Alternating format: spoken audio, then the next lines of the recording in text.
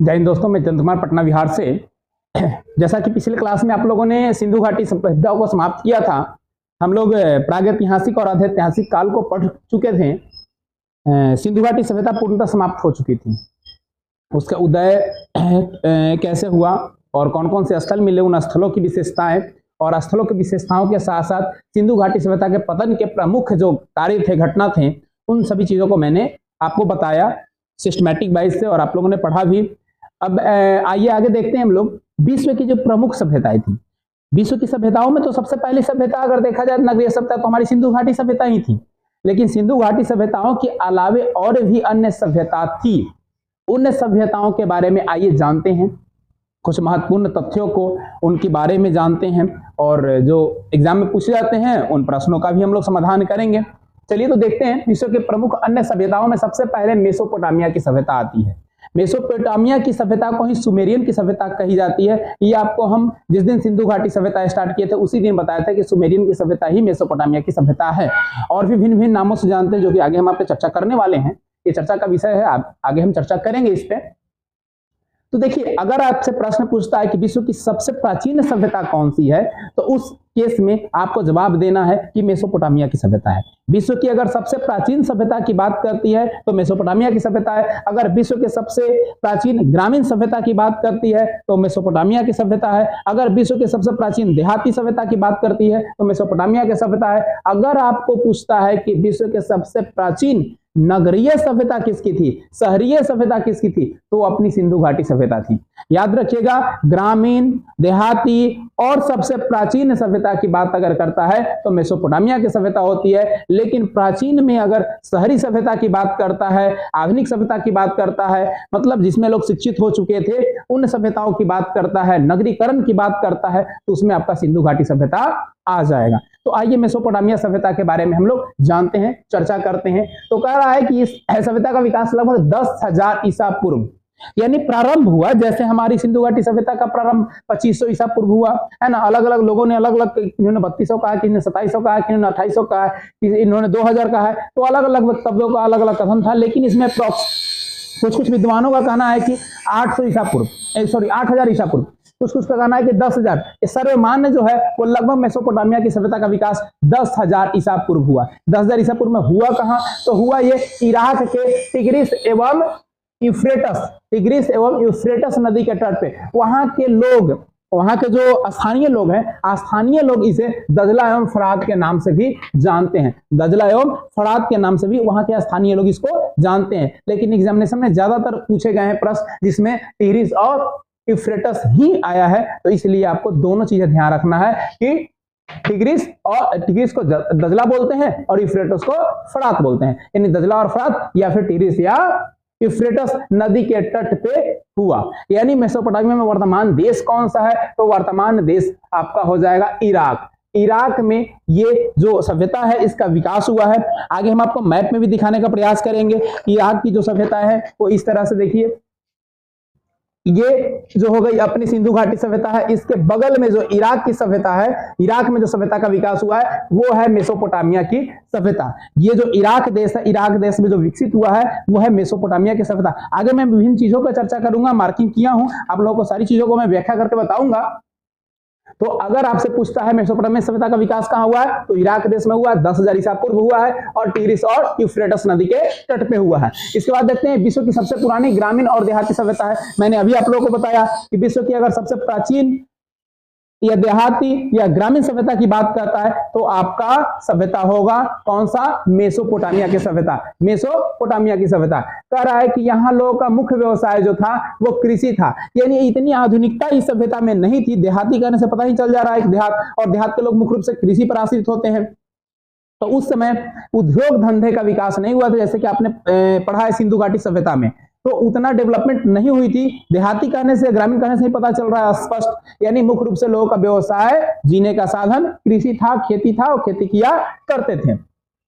देखिए मेसोपोटामिया की जो सभ्यता है वो 4 सभ्यताओं से मिलकर बना हुआ है। बहुत सारी छोटी छोटी सभ्यताएं हैं जिसको मिलाकर बनाया गया है मेसोपोटामिया की सभ्यता। सुमेरियन सभ्यता तो मैंने पहले ही बता दिया था कि सुमेरियन सभ्यता के नाम से मेसोपोटामिया की सभ्यता को जानते हैं। ये आपको सिंधु घाटी सभ्यता पढ़ाए थे, उस क्लास में भी मैंने बताया है, और आज भी मैं बता रहा हूँ कि सिंधु सभ्यता, ये मेसोपोटामिया की सभ्यता को सुमेरियन सभ्यता के नाम से जानते हैं। फिर हो गया आपका बेबीलोन की सभ्यता, फिर हो गया सीरिया की सभ्यता, और फिर हो गया कैलेंड्रिया की सभ्यता। ये 4 सभ्यताएं जो छोटी छोटी सभ्यताएं हैं, इन सभ्यताओं को मिलकर एक बड़ी सभ्यता बनी। उस सभ्यता का नाम हुआ मेसोपोटामिया की सभ्यता। ये चारों इंक्लूड है, इसलिए सुमेरियन की सभ्यता भी कहा जा सकता है इसको, क्योंकि सुमेरियन इसमें सबसे बड़ा क्षेत्र था। दूसरी चीज, बेबीलोन की सभ्यता भी इसे कही जाती है। बेबीलोन की सभ्यता क्यों कही जाती है, इसके पीछे की कहानी मैं आपको बता रहा हूं। सिकंदर का नाम सुने होंगे, सिकंदर कहा जाता है विश्व विजेता है सिकंदर, है ना। सिकंदर का नाम सुने होंगे। सिकंदर जो था बेबीलोन का ही रहने वाला था, बेबीलोन का ही वासी था, आपको पता होगा।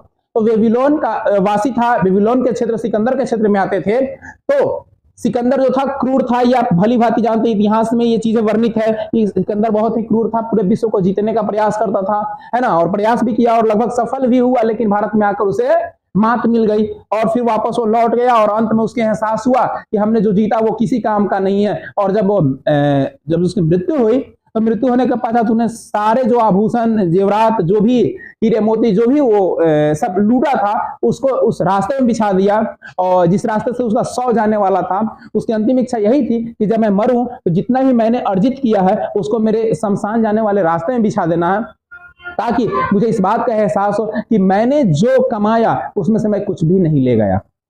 आज भी हम लोग कमाने के चक्कर में पूरी जिंदगी बर्बाद कर देते हैं। मतलब देखिए, कमाना अलग चीज है, जिंदगी है, जीवन है, तो जीने के लिए तो करना ही पड़ेगा, लेकिन धन के लोभ में, लालच में कभी इतने हम लोग लिप्त हो जाते हैं कि ना तो घर परिवार, ना तो किसी चीज का, अपने हेल्थ तक का ध्यान नहीं रखते। कमाना जरूरी है, लेकिन कमाने के चक्कर में खुद को बर्बाद कर देना उचित नहीं है, या फिर अधिक लोभ के चक्कर में इलीगल काम, गैर कानूनी काम करना उचित नहीं है। इसका प्रमाण सिकंदर को आप देख कर लगा सकते हैं कि उसने पूरे विश्व को जीता, लेकिन अंत में कुछ नहीं लेके गया। अगर लेके जाना होता तो पता नहीं लोग क्या करते, नहीं ले जाना है तो इतनी लोग मशक्कत करते, इतनी मेहनत, लीगल और इलीगल तरीके से लोग पैसा अर्जित करते हैं। तो कमाना जरूरी है, लेकिन उतना ही जरूरी है आपका जीना भी, आपके हेल्थ का, आपके स्वास्थ्य का ध्यान भी रखना, और लीगल रूप से कमाना, इलीगल नहीं कमाना।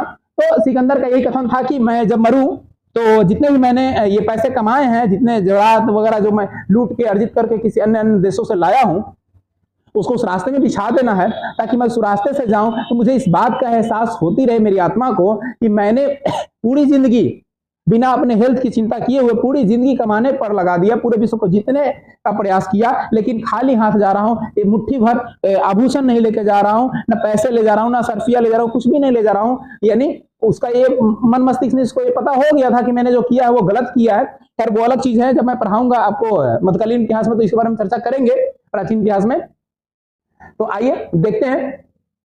अभी तो बेबीलोन की सभ्यता इसलिए कही जाती है क्योंकि मेसोपोटामिया की सभ्यता पर बेबीलोन, जो सिकंदर वहां का रहने वाला था, उसने क्या कर लिया, अधिकार कर लिया, पूरे के पूरे सभ्यता पर अधिकार कर लिया। एक क्रूर था, पूरा विश्व विजेता था, है ना, तो उसकी अपनी सभ्यता है, अपना क्षेत्र था, क्यों नहीं वो करे कब्जा। तो कब्जा कर लिया, और कब्जा करने के बाद उस सभ्यता को बेबीलोन की सभ्यता से लोग कहा कि आपको बेबीलोन की सभ्यता से ही सभ्यता को याद रखना होगा, मेसोपोटामिया नहीं बल्कि बेबीलोन की सभ्यता इसे कहेंगे। फिर बाद में उसने उस सभ्यता को ही नष्ट कर दिया, यानी अपने क्षेत्र को ही, उसके मृत्यु के पश्चात वो क्षेत्र नष्ट हो गया, क्योंकि वो उसके बाद उसका कोई उत्तराधिकारी वैसा नहीं रहा जो कि उसकी तरह उसको संभाल के लेके चल सके। तो फिर ग्रीक सभ्यता की स्थापना उस क्षेत्र पर हुई, यानी मेसोपोटामिया की सभ्यता धीरे धीरे क्या हो गई, समाप्त हो गई। समाप्त होने के बाद वहां पे ग्रीक की सभ्यता का स्थापना हुआ। अब आते हैं अगली सभ्यता की ओर। जैसा कि आप लोगों ने देखा मेसोपोटामिया की सभ्यता, अब देखते हैं हम लोग ग्रीक की सभ्यता के, ये फारस की सभ्यता के बारे में। फारस की सभ्यता कौन सी सभ्यता थी, कहां इसका विकास हुआ, किस नदी के तट पर हुआ, कब हुआ, आइए चर्चा करते हैं। फारस देश का नाम आप लोग सुने होंगे, फारस देश का नाम सुने होंगे ना। इस सभ्यता का विकास कर बहुत तेजी से हुआ, यानी फारस की जो सभ्यता है, इस सभ्यता का विकास काफी तेजी से हुआ। फारस से लोग हमारे यहाँ व्यापारी आए थे, आप लोगों को पता होगा। इस सभ्यता का विकास लगभग 500 ईसा पूर्व हुआ, जो कि ईरान देश में है, अपना पड़ोसी है समझिए। तो मान लीजिए, तो पहले तो अफगानिस्तान वगैरह सब तो भारत किया था ना, पाकिस्तान, अफगानिस्तान, है ना, ये सब तो भारत में ही था। तो ये अपना पड़ोसी ही है। आइए मैं मैप में दिखाने का प्रयास आपको करता हूं। ये देखिए, ये भारत है, पाकिस्तान है, पाकिस्तान के बगल में यहाँ देखिए आपका ये ईरान है। यानी ईरान में जो सभ्यता का विकास हुआ वो फारस की सभ्यता का विकास हुआ। यानी ईरान देश में फारस की सभ्यता का विकास हुआ और इराक देश में मेसोपोटामिया का विकास हुआ, पाकिस्तान और भारत में सिंधु घाटी का विकास हुआ। बाकी दो शब्द हैं जो कि मैं आगे आपको बताऊंगा। यानी याद रखिएगा, भारत और पाक में सिंधु घाटी सभ्यता, इराक के अंदर हुआ मेसोपोटामिया की सभ्यता, ईरान के अंदर हुआ फारस की सभ्यता। देखते हैं, फारस की सभ्यता का विकास ईरान देश में हुआ और ये सभ्यता बहुत तेजी से विकसित हुआ और पूरे अरब प्रायद्वीप में अपना अधिकार जमा लिया। यानी काफी छोटा क्षेत्र था, इसलिए काफी तेजी से विस्तार हुआ। और बाकी कहा जाए तो डेवलपमेंट बहुत सारी हो चुकी थी, क्योंकि 500 ईसा पूर्व की बात है और जहां हम लोग 2500 और 10,000 ईसा पूर्व पहले पढ़ रहे हैं तो उसमें उतनी अधिक आधुनिकताएं नहीं थी, उतने लोग एक दूसरे से कनेक्ट नहीं हो पाए थे, उतने संसाधन नहीं थे जो कि एक दूसरे से जुड़ने में सहायक हो। तो इस समय बहुत सारी सुविधाएं आ गई थी, इन सुविधाओं के कारण ही ये पूरे के पूरे अरब प्रायद्वीप पर बहुत तेजी से फैला। 500 ईसा पूर्व में इस सभ्यता का शुरुआत हुआ। यहाँ के प्रमुख भाषा फारसी थी और लोग पारसी धर्म के मानने वाले थे। पारसी लोग को देखते होंगे आप लोग, है ना, पारसी लोग फारसी धर्म को मानते हैं, फारसी भाषा बोलते हैं, मतलब पारसी धर्म को मानते हैं और फारसी भाषा बोलते हैं। अब कह रहा है कि इन सभ्यताओं का भी, ये भी उसी के क्षेत्र में आता है, जैसा कि मैंने मैप में भी दिखाया आपको, ये भी उसी क्षेत्र में आता है जिस क्षेत्र में आपका इराक आता है। ईरान भी लगभग उसी क्षेत्र में आता है और उसी क्षेत्र के होने के कारण वो सिकंदर के वर्चस्व में था और सिकंदर ने इस सभ्यता को भी अंत कर दिया। यानी कहा जाए तो मेसोपोटामिया की सभ्यता का पतन और आपके फारस की सभ्यता का पतन का मुख्य श्रेय जाता है किसको? सिकंदर को पतन करने का। अब आप लोग के मन में कहीं ये प्रश्न आ रहा होगा कि सिकंदर तो 300 ईसा पूर्व के आसपास में था, 323-24, और ये 10,000 ईसा पूर्व के और 500 ईसा पूर्व की बात आप कर रहे हैं, तो फिर कैसे वो इतना लंबे समय तक जिंदा रहा होगा, कैसे किया होगा? सोचने वाली सोचनीय बात है। तो मैं आपकी शंका और संशय कंफ्यूजन को दूर कर दे रहा हूं। देखिए, इस समय इस सभ्यता की शुरुआत हुई, इस समय इस सभ्यता की शुरुआत हुई, तो क्या शुरुआत होते ही ये सभ्यता का पतन हो गया होगा? जैसे सिंधु घाटी सभ्यता की शुरुआत 2500 ईसा पूर्व में हुआ, लेकिन ये 1750 ईसा पूर्व आते आते पतन हुआ, वैसे ही 10,000 ईसा पूर्व में इसकी शुरुआत हुई थी, ना कि उसमें उसकी पतन हुई थी। 500 ईसा पूर्व में इसकी शुरुआत हुई थी। हाँ, आने वाले समकालीन समयों में 300 ईसा पूर्व के आसपास में जब सिकंदर का आधिपत्य था, उस समय आते आते इस सभ्यता का विनाश सिकंदर द्वारा किया गया। ऐसा नहीं सोचना है कि 10,000 ईसा पूर्व जाके सिकंदर उसको कर दिया और फिर दोबारा जन्म हो गया, ऐसा कुछ नहीं है। ये सभ्यता बढ़ती गई, विकसित होती गई, बढ़ती गई। जब सिकंदर का जन्म हुआ तो सिकंदर ने इस पर आधिपत्य कर लिया और आधिपत्य करने के बाद इस सभ्यता को सर्वनाश करने का भी श्रेय सिकंदर को ही जाता है। अब आते हैं तीसरी जो सभ्यता है वो पीली नदी की सभ्यता है। अब पीली नदी का नाम आप लोग कभी सुने होंगे, अगर नहीं सुने तो सुन लीजिए। पीली नदी की सभ्यता चाइना में है, चीन का नाम सुने होंगे आप लोग। पीली नदी हांगहो नदी का दूसरा नाम है। पहले इसे पीली नदी कहते थे, अभी हांगहो नदी कहते हैं। हांगहो के नाम से आप लोग परिचित होंगे। हांगहो नदी, पीली नदी, है ना, क्योंकि सिंधु सभ्यता की देन है, इसलिए इसे चीनी सभ्यता भी कहा जाता है, क्योंकि चीन की है इसलिए इसे चीनी सभ्यता भी कह सकते हैं। तो पीली नदी की सभ्यता अगर आपको पूछे तो इस सभ्यता का विकास कहाँ हुआ? तो चाइना के अंदर हुआ और इसे हांगहो नदी के तट पर इस सभ्यता का विकास हुआ। यह सभ्यता उतनी ज्यादा डेवलप नहीं हो पाई, इसके लिए इसके बारे में ज्यादा जानकारियां नहीं कलेक्ट हो पाई है, इसलिए मैं सिर्फ इतना ही आपको बताऊंगा कि यह सभ्यता पीली नदी जो है वो हांगहो नदी का दूसरा नाम है। पहले पीली नदी के नाम से जानते थे, अभी वर्तमान समय में हांगहो नदी के नाम से जानते हैं और यह विकास इसका चाइना के अंदर हुआ। आइए इससे आगे बढ़ते हैं और आगे देखते हैं मिस्र की सभ्यता। मिस्र का नाम आप लोग सुने होंगे, कभी ना कभी तो जरूर सुने होंगे। बहुत बार आप लोगों ने मूवीज भी देखा होगा, द मम्मी रिटर्न्स, है ना, पिरामिड उठता है, चलने लगता है ना, देखे होंगे आप लोग कभी। अगर नहीं देखे होंगे जरूर देखिए, द मम्मी रिटर्न्स, है ना। इस पिरामिड पे ही इसके खोज के बारे में बताया गया है, मिस्र की कहानी है, देखिए आप लोग कभी समय निकाल के। तरह की सभ्यता का विकास लगभग 2100 ईसा पूर्व नील नदी के तट पर मिस्र में हुआ। नील नदी का देन भी माना जाता है मिस्र की सभ्यता को, आप लोग को पता होगा। नहीं पता होगा तो आप लोग जान लीजिए कि नील नदी का देन मिस्र को कहा जाता है, क्योंकि आप लोग ये भली भांति जानते हैं कि सभी सभ्यताओं का विकास नदी घाटी पे ही हुआ है, क्योंकि उसमें जल के पर्याप्त साधन नहीं थे, यातायात के लिए भी अच्छे साधन नहीं थे। जल के माध्यम से आसानी से लोग नाव वगैरह बना के एक से दूसरे चले भी जाते थे, या फिर सिंचाई वचाई के लिए, खेती उती करने के लिए, या खुद खाने पीने, कपड़े धोने, नहाने के लिए पानी की आवश्यकता बहुत ज्यादा पड़ती थी। तो इसलिए लोग नदियों के तट में ही अपनी सभ्यता का विकास करते थे, अपने क्षेत्रों का विकास करते थे। तो आपको याद रखना होगा कि सिंधु ये मिस्र की सभ्यता का विकास कहाँ हुआ, तो ये कई सौ ईसा पूर्व में नील नदी के तट पे हुआ, नील नदी के तट पे, इसीलिए मिस्र की सभ्यता को नील नदी का देन भी कहते हैं। अब देखिए इस सभ्यता का विकास किया किसने, इस सभ्यता का विकास किया वहां के एक राजा जिसका नाम था फिरौन। फिरौन राजा के नेतृत्व में इस सभ्यता का क्या किया गया, विकास किया गया। बहुत कहा जाए तो शक्तिशाली शासक था फिरौन। मैं आपको उसका चित्र दिखा रहा हूं। फिरौन जो है बहुत ही शक्तिशाली शासक है और इसने मतलब इस सभ्यता के विकास के लिए बहुत बड़ा योगदान दिया, इसीलिए इन्हें मिस्र का प्रवर्तक कहा जाता है, मिस्र का प्रवर्तक माना जाता है फिरौन को। अब देखिए वहां पे मम्मी बनाने की प्रथा थी। अब मम्मी क्या है, मम्मी कहने का मतलब जो हम लोग माँ बोलते हैं ना, मदर्स, मॉम, ये मम्मी नहीं। मम्मी कहने का मतलब होता है, आप लोगों ने मूवीज के दौरान देखा होगा, अगर नहीं देखा हो तो जरूर देखिए। उस समय वहां लोग को ऐसी अवधारणा थी, फिरौन थे जो इस्लामिक धर्म के थे, इस्लामिक धर्म को मानने वाले थे और उनका ऐसा मान्यता था कि पैगंबर जैसे कहने का मतलब है कि खुदा का दूत। जैसे कि हिंदू धर्म में लोग कहते हैं ना कि कली का अवतार आएंगे, कली का अवतार जो कि 10वें अवतार हैं वो आएंगे। और इस्लाम धर्म में कहा जाता है कि कयामत आएगी और उसके बाद धरती का सर्वनाश हो जाएगा, सारे लोग मारे जाएंगे, पुनः पृथ्वी अपना प्राकृतिक अपना रुद्र रूप दिखाएगी। हिंदू धर्म में कहा जाता है कली का अवतार आएंगे भगवान लेकर और सभी को सर्वनाश कर देंगे। पारसी में भी ये क्रिश्चियन धर्म में भी कहा जाता है कयामत आएगी और प्रभु आएंगे और प्रभु सबको समाप्त कर देंगे। ऐसा मतलब धार्मिक मान्यता है, धर्म के लोग ऐसी ऐसी बातों को अपने रखते हैं अपने अपने धर्म के अनुसार। तो मम्मी उस समय की पिरामिड है। मम्मी का अर्थ क्या होता है, पिरामिड। अब ये होता क्या था पिरामिड, पिरामिड कहने का मतलब है कि जब मिस्र में कोई राजा महाराजा मरते थे या उस समय के लोग भी मरा करते थे, आज वर्तमान समय में ऐसा नहीं होता है, उस समय के लोग जब मरा करते थे तो मरने के बाद शरीर में एक प्रकार का विशेष केमिकल लगाया जाता था। अब देखिए पूरे विश्व की सभ्यताओं को देखिएगा, पूरे विश्व को देखिएगा तो केमिस्ट्री जो है ना, केमिकल रिएक्शन, वो सबसे ज्यादा बेहतर मिस्र वाले लोग का है।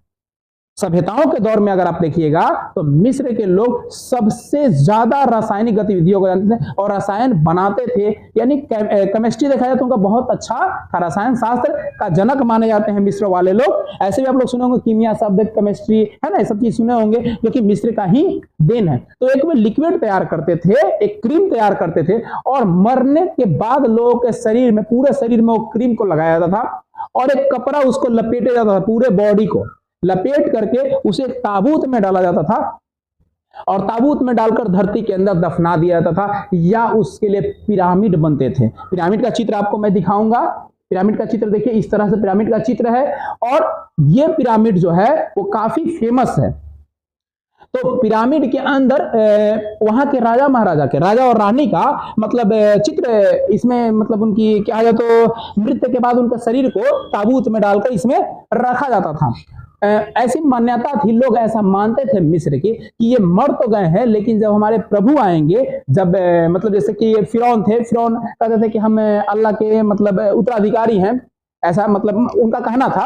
तो उनका ये मानना था कि उस समय के बाद कभी ना कभी तो आएंगे हमारे जो मसीहा हैं वो, और सारे लोगों को जगाएंगे, सारे लोगों को जीवन देंगे और इस पिरामिड से लोगों को निकालेंगे और फिर से हमारे साम्राज्य का विस्तार करेंगे। ऐसी मान्यताएं थी लोगों की, ऐसा लोग मानते थे कि ऐसा होने वाला है। इसीलिए वहां के लोग क्या करते थे कि मृत्यु के बाद लोगों के शरीर में वो रसायन, जो विशेष प्रकार का रसायन बना हुआ था, उस रसायन को शरीर में लगाकर और कपड़े से लिपट करके उन्हें उस ताबूत के अंदर डाल दिया जाता था, ताकि जब ऐसा हो, जो उनकी मान्यता थी कि कभी ना कभी ऐसा होगा कि इसको जिंदा कर दिया जाएगा और फिर ये जीवित हो जाएंगे।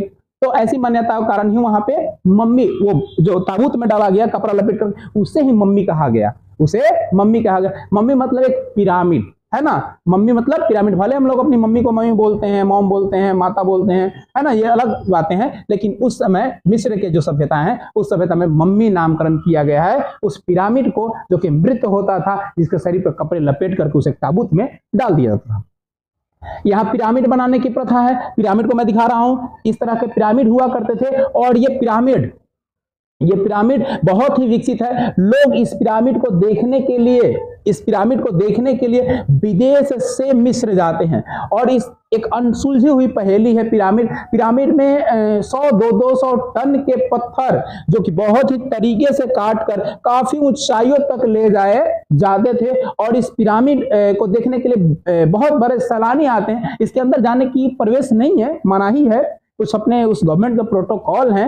लेकिन इस पिरामिड को इतने अच्छे तरीके से सजाया गया। और सोचने वाली बात है, आज तो बहुत हमारे यहाँ क्रेन है जो सैकड़ों टन को टान सकता है, लेकिन उसमें कोई क्रेन और कोई आधुनिकता नहीं थी। इसके बावजूद भी ऐसे ऐसे पिरामिडों को इतने अच्छे तरीके से सजाकर तारों की दिशा में रखी गई है। यानी कहने का मतलब है कि आज से ज्यादा आधुनिकता वो लोग का मस्तिष्क काम करता होगा और उतना वो लोग के पास उपकरण होगा, ताकि ये सैकड़ों टन के पिरामिड, 10-20 टन के ये पत्थर पिरामिड में संजो करके बनाए। और इतने अच्छे तरीके से तराशे गए हैं कि कहा जाए ना कि चिट्टी भी अंदर पर नहीं मार सकती, तो चिट्टी भी अंदर इन नहीं कर सकती। इतने अच्छे तरीके से पिरामिड को सजाया गया, पत्थरों को सजाकर पिरामिड बनाया गया है। सूर्य के अनुसार चलने वाला कैलेंडर, सूर्य के पृथ्वी जो चक्र लगाती है, उस आधार पर कैलेंडर बनाए गए थे उस काल में। तो कैलेंडर का भी विकास हुआ। और विश्व का सबसे प्रसिद्ध जो ये पिरामिड है, ये गीजा का पिरामिड है। ये जो पिरामिड है वो क्या है? गीजा का है, जो विश्व का सबसे प्रसिद्ध पिरामिड है। आज भी हजारों की संख्या में लोग जाते हैं मिस्र इस पिरामिड को देखने, लेकिन अंदर जाने की किसी को अनुमति नहीं है। ऐसा मान्यता है वहां के लोगों को कि इसके अंदर वहां के राजा फ्रियोन और उनकी पत्नी की समाधि है, जो कि वो सोए हुए हैं। ऐसा धार्मिक उन लोग का मान्यता है। तो ऐसी मान्यताओं के आधार पर ये मिस्र की सभ्यताओं का विकास हुआ। आज भी बहुत डेवलप है मिस्र। अब देखते हैं यूरोप की सभ्यता का। यूरोप में कुछ सभ्यताएं थी, जैसा कि मैं आपको पहले दिखा दे रहा हूं। जो मिस्र की सभ्यता का था वो कैसे था, देखिए एशिया के अंदर जो विकास हुआ और अफ्रीका के अंदर, ये देखिए यहां पे आपका ये जो है, मैं आपको और नजदीक से दिखाने का प्रयास कर रहा हूं। ये जो है इंडिया और पाकिस्तान है। तो इंडिया और पाकिस्तान के अंदर जो विकास हुआ है वो हुआ है सिंधु घाटी सभ्यता का, जो कि पहली नगरीय सभ्यता थी। उसके बाद जो हुआ है, उसके बाद मेसोपोटामिया सभ्यता को लेकर चलते हैं, जो कि वर्तमान समय में इराक देश में वो यहाँ रहा। इराक देश में जो मेसोपोटामिया की सभ्यता, जो विश्व की सबसे प्राचीन सभ्यता है और ग्रामीण सभ्यता है, देहाती सभ्यता है, जो करीबन 10,000 ईसा पूर्व इसका विकास हुआ। इसके बाद फिर हम लोग चलते हैं फारस की सभ्यता। फारस वर्तमान में ईरान देश में है, जो कि जस्ट बगल में है। यानी यहाँ हो गया सिंधु, ये हो गया मेसोपोटामिया और ये हो गया फारस, और जस्ट यहाँ बगल में है मिस्र। यानी मिस्र सभ्यता का विकास यहाँ हुआ है। अब ये देखिए ये चाइना है। चाइना में पीली नदी का सभ्यता का विकास हुआ है, हांगो नदी के तट पे, जैसा कि मैंने अभी आप लोगों को पढ़ाया। तो ये प्रमुख जो सभ्यताएं जो आप लोगों ने 4 सभ्यताएं देखी, 5 सभ्यताएं जो देखी आप लोगों ने, ये 5 सभ्यताएं जो हैं एशिया और अफ्रीका से जुड़े हुए हैं। जबकि अभी हम लोग देखने वाले हैं यूरोप के कुछ सभ्यताओं के बारे में। यूरोप में भी कुछ सभ्यताओं का विकास हुआ, जिसमें एक सबसे विकसित सभ्यता है, जिस सभ्यता का नाम है रोम की सभ्यता। यूरोप की सभ्यता मुख्य रूप से 2 भागों में बटी हुई है। एक है रोम की सभ्यता और एक है स्पार्टा की सभ्यता। रोम की सभ्यता का विकास कह रहा है कि टाइबर नदी के तट पे लगभग 600 ईसा पूर्व में हुआ। यानी जो रोम की सभ्यता का विकास हुआ है वो टाइबर नदी के तट पे करीबन 600 ईसा पूर्व हुआ है। और इस सभ्यता में कहा जाता है कि यह सभ्यता सभी सभ्यताओं से जल्दी विकसित होने वाली सभ्यता थी और सबसे अधिक विकसित हो गई थी। भले बाद में आई 600 ईसा पूर्व, मतलब आधुनिक काल को अगर देखा जाए तो ये गौतम बुद्ध का काल हमारा लगभग हो जाएगा, है ना, गौतम बुद्ध के आसपास का काल। तो ये सभ्यता का विकास काफी तेजी से हुआ और काफी विकसित सभ्यता है। अभी भी रोम है जो काफी विकसित देश है ना। तो इन सभ्यताओं को करा कि बहुत जल्दी विकास करके और पूरे भूमध्य सागर पर अपने अधिकार में ले लिया, यानी काफी तेजी से डेवलप हुआ। वैसे ही काफी तेजी से आप देखे थे कि फारस की सभ्यता का भी डेवलप हुआ था, क्योंकि लगभग दोनों आसपास का ही है, 600 वो और ये 500 ये है, यानी आसपास है। काफी डेवलपमेंट इस समय हो चुकी थी। तो इन सभ्यताओं का विकास काफी अधिक है, तेजी से हुआ। अब कह रहा है कि इन सभ्यता का विकास करने का श्रेय जाता है वहां के 2 बड़े राजाओं का। वहां 2 बड़े राजा थे, जैसे अभी आप लोगों को मैंने पढ़ाया मिस्र का राजा फ्रियोन था। फ्रियोन के कारण ही इस सभ्यता का काफी विकास हुआ, है ना। तो वैसे ही यहां पे भी 2 राजा थे। एक राजा का नाम था जूलियस सीजर और एक राजा का नाम था अगस्टस। एक राजा का नाम था जूलियस सीजर और एक का नाम था अगस्टस। ये दोनों राजाओं के कारण ही में जो रोम है, रोम की सभ्यता का विकास हुआ है। अभी देखिए ये जो जूलियस सीजर है और अगस्टस है, इनके नाम पे अभी हम लोग जो हमारे यहाँ जो इंग्लिश कैलेंडर है, जनवरी फरवरी मार्च अप्रैल वगैरह, इसमें दो जो मंथ है, इन मंथ का नाम रखा गया है। किनके द्वारा रखा गया है? तो 1600 ईस्वी में पोप के गेगोरी नाम था, पोप गेगोरी, जो कि एक पादरी थे। पोप गेगोरी 1600 ईस्वी में गेगोरियन कैलेंडर का नाम आप लोगों ने कभी ना कभी सुना जरूर होगा। गेगोरियन कैलेंडर है ना, उसी कैलेंडर के आधार पर जनवरी फरवरी मार्च अभी हमारा चल रहा है।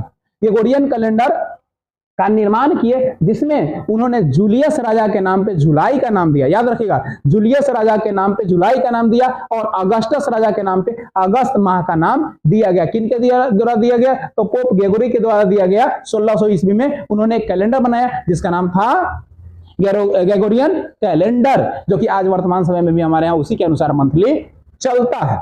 तो जूलियस के नाम पे जुलाई और अगस्टस के नाम पे अगस्त माह रखा गया। अब देखिए, जूलियस सीजर जो थे ना, बहुत शांत स्वभाव के थे और अगस्टस जो थे वो काफी क्रूर थे। दोनों में अक्सर युद्ध हुआ करती थी। ऐसा नहीं है कि दोनों मतलब एक साथ ही रहते थे मिलजुल के, ऐसा नहीं है। दोनों की अलग अलग सोच थी, क्योंकि एक था जो काफी क्रूर था, अगस्टस जो था काफी क्रूर था, और जूलियस सीजर थे वो काफी शांत थे। तो जूलियस सीजर को क्या किया गया? अगस्टस ने उनके मंत्रिमंडल को भड़का दिया, यानी भेद कहा जाए तो मतलब उनके प्रति विरोध कर दिया। और विरोध करने के परिणाम स्वरूप जो जूलियस सीजर के जो मंत्रिमंडल था, उनके मंत्रिमंडल के मंत्री लोग ही चाकू घोंप कर क्या किए? जूलियस सीजर की हत्या कर दी। ऐसे में वो शांत स्वभाव के थे, अपने राज्य को बचाने के लिए तो युद्ध करना ही पड़ता है, लेकिन मतलब अगस्टस थोड़ा उदंड था, लेकिन जूलियस सीजर बिल्कुल शांत थे। तो शांति का फायदा उठाते हुए उनके मंत्री लोगों ने क्या कर दिया? जूलियस सीजर की हत्या कर दी। ये था यूरोप का रोम का सभ्यता। अब देखिए आगे देखते हैं हम लोग स्पार्टा की सभ्यता भी काफी प्रसिद्ध है। स्पार्टा की सभ्यता प्रसिद्ध होने का कारण है कि विलियम शेक्सपियर द्वारा एक इनके ऊपर एक नाटक लिखा गया था, एक कहानी टाइप का लिखा गया था। जो उसके सेनापति थे लिनार्डो, और स्पार्टा की सभ्यता के बारे में तो देखते हैं। इसके बारे में कह रहा है कि इस सभ्यता का विकास यूनान में हुआ। यूनान जो देश है, यूनान का नाम आप लोग सुने होंगे। यूनान में कह रहा है कि यूरोटस नदी है, यूरोटस नदी के तट पे इस सभ्यता का विकास हुआ। यूनान के यूरोटस नदी के तट पे लगभग 600 ईसा पूर्व में, यानी लगभग समकालीन हुए होंगे। रोम की सभ्यता और स्पार्टा की सभ्यता लगभग समकालीन हुआ होगा। अगर आपसे पूछे कि भारत में जो सिंधु सभ्यता का विकास हुआ, उस सभ्यता से कौन सी सभ्यता का समय काल बराबर था, तो अगर देखा जाए मिस्र की सभ्यता और सिंधु घाटी की सभ्यता लगभग बराबर थी। जैसे हमारे यहाँ 2500 बीसी था, है ना, 1750 बीसी तक, तो 2500 2100 में 400 लगभग का अंतर है। तो ये डेवलप करके धीरे धीरे आ रहा होगा, बीच में ये भी आ गया, तो काफी एक दूसरे से समकालीन थे अगर देखा है तो मिस्र की सभ्यता। और सबसे अधिक व्यापार हमारे यहाँ किसके से होते थे? तो पिछले क्लास में मैंने बताया है, आप लोगों को जाकर देख लीजिएगा। मेसोपोटामिया से सबसे अधिक व्यापार भारत में हुआ करते थे। मेसोपोटामिया की सभ्यता से सबसे अधिक व्यापार भारत में हुआ करते थे। अब आप लोग का प्रश्न आएगा, सर 10,000 ईसा पूर्व ये पहले था और वो हमारे यहाँ 2500 ईसा पूर्व है, कैसे होगा? तो बाबू 10,000 ईसा पूर्व जो है उसमें उसको शुरुआत हुई थी, वो धीरे धीरे डेवलप करके हमारे समकालीन हो गया था। 2500 ईसा पूर्व में भी ये डेवलप थी। अगर डेवलप नहीं होती तो फिर 300 ईसा पूर्व में कैसे जाकर सिकंदर इस पे अपना अधिकार करता और बेबीलोन की सभ्यता का नाम देता, और फिर उसका भी पतन करके ग्रीक की सभ्यता का स्थापना कैसे करता? सोचिए इस बात को, कैसे करता आखिर? तो वो धीरे धीरे डेवलप होके आया और हमारे समकालीन आया। तो हम लोगों को जानकारी मिली कि भाई मेसोपोटामिया की भी एक सभ्यता है, वहां भी लोग रहते हैं, वहां से आसानी से हम वस्तुओं को खरीद और बिक्री कर सकते हैं। तो इसीलिए सबसे ज्यादा जो व्यापार हुए हमारे यहाँ वो मेसोपोटामिया से हुए। लेकिन अगर समकालीन की बात कही जाए तो वो हो जाएगा मिस्र की सभ्यता। तो आइए हम लोग स्पार्टा की सभ्यता में थे, पुनः इस पर जिक्र करते हैं। तो इस सभ्यता का विकास यूनान देश में हुआ और किस नदी के तट पे? तो यूरोटस नदी के तट पे हुआ, लगभग 600 ईसा पूर्व में हुआ। यहाँ के सैनिक काफी बहादुर हुआ करते थे। अब इनकी बहादुरी के लिए एक मूवीज भी बन के आया, मुझे एक्चुअली मूवीज याद आ नहीं रहा है, अगर याद आ जाएगा तो मैं इसके डिस्क्रिप्शन में ऐड कर दूंगा, उस मूवीज का नाम आप लोग देख लीजिएगा। बहुत ही बहादुर सैनिक हुआ करते थे।